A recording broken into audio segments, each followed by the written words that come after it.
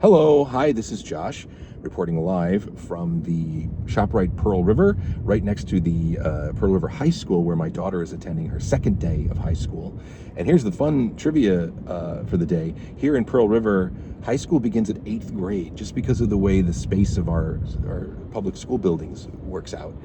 8th graders get to be sub-freshmen in the high school. So my daughter is there, it's her second day. And, we'll see how that goes.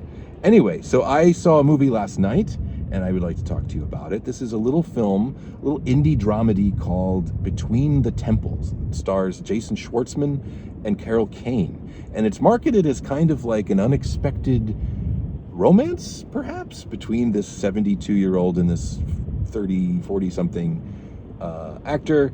And it's, like a lot of these kind of movies, there's more going on. It's more nuanced than that.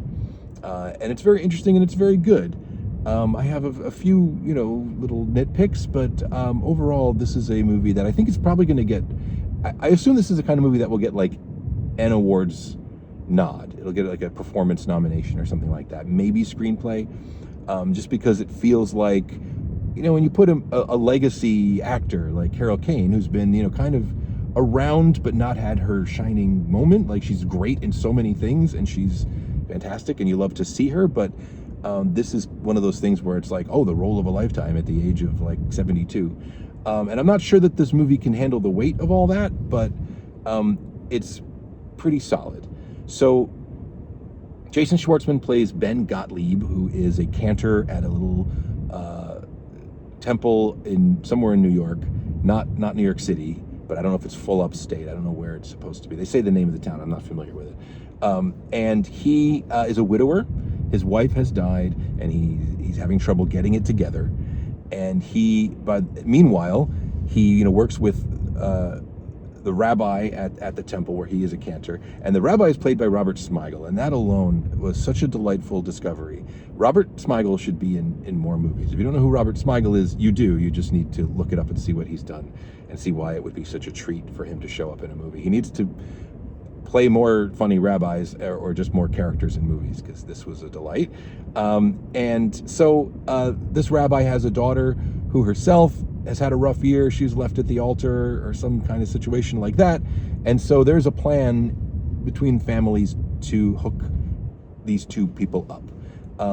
But meanwhile, Ben, through circumstances of the plot that I won't divulge, runs into his old music teacher, Mrs. O'Connor, played by Carol Kane, and she is a widow. Her husband has died many years ago, she says, and her maiden name was Kessler. Carla Kessler is her name, and she has like a quarter, or half to a quarter Jewish heritage, and she's looking for a new identity. She's looking for a new path in life, and she wants to be bat mitzvahed.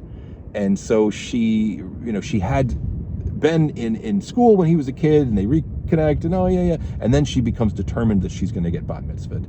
And they begin, at first they tell her that's not possible, it's not how it works, but there's a lot of jokes in this movie about how easy it is to change the rules of Judaism and of the local temple, especially if you're willing to make a donation. And so they begin training her for this bat mitzvah, and that's when the plot ensues. And I won't divulge any more than that.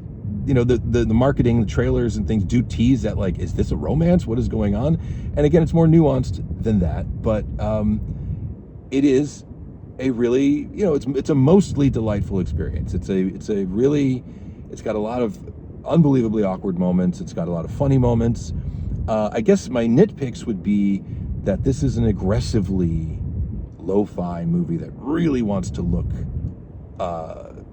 independent, low budget, and not of this time. Remember how the first moments of The Holdovers really, really looked like this is trying to look like a movie from 1979 or something, and it was like, oh, are they going to do this the whole time? And then in The Holdovers, it kind of falls away and you forget about it, and they don't rub your nose in it. Well, this movie rubs your nose in it the whole time. The editing is very, like, I don't know, it just constantly doing unnecessary push-ins, very 70s style, and it's got like film grain on it that almost looks like a filter, like it's fake. I don't know if that's true or not, but that's just the impression I got.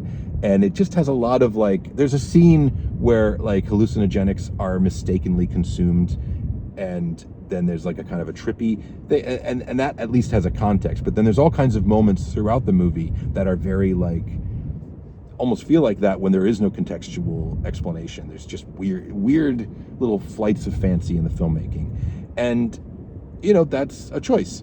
For the most part, though, it's a straightforward story, and it has straightforward stakes that just kind of erupt into some incredibly intense and awkward moments later in the film.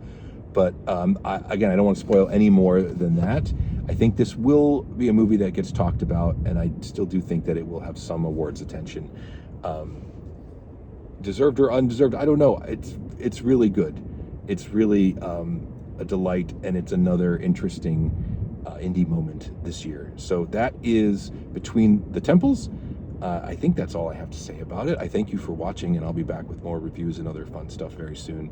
You can support me here on YouTube with likes and comments and shares, and you can also find me at patreon.com, where you can see all these reviews right away when I record them, right after I see these movies. So anyway, thank you so much for your time today, and I will talk to you again very soon. Josh out. Goodbye.